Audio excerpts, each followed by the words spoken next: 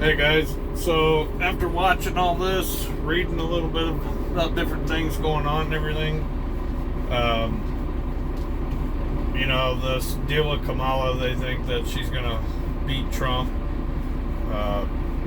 Your left-wing news medias are putting out quote-unquote polls that she's beating Trump. Some polls say by 10 points. I mean, come on, let's get real.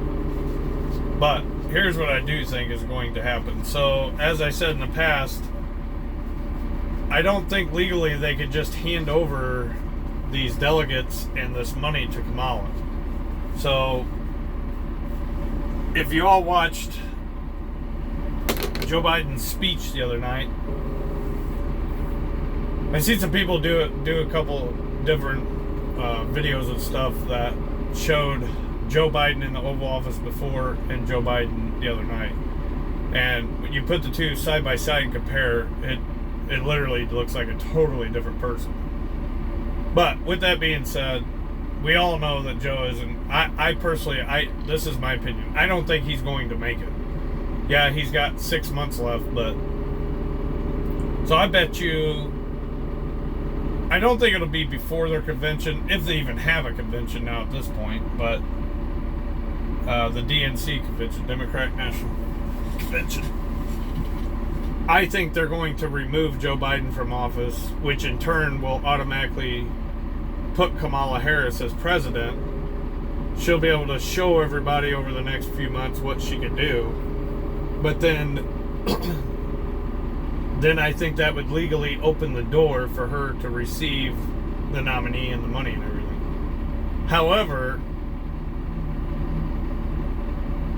Joe Biden is president, Kamala Harris is vice president. So if Joe Biden's removed, she becomes president.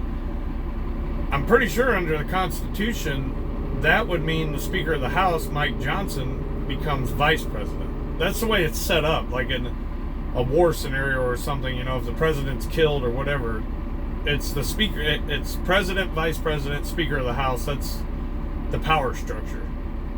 So that would be very interesting to see how in the world that would play out.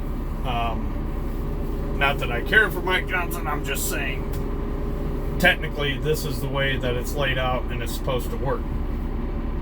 But Joe Biden, everyone who voted in the primaries voted for Joe Biden. They did not vote for Kamala Harris. Yes, she was his running mate, but you're voting for Biden. He's the one that was going to receive the nominee because technically he could change vice presidents. He could pick a different running mate if he wanted to. As I said the other day, they've quote-unquote selected Kamala Harris. You don't even know who her running mate is. But if they remove Joe Biden, which I personally believe they're going to do, put Kamala Harris in, then my understanding is that Mike Johnson would become vice president. So if that's the case, I can't wait to see how this is going to play out.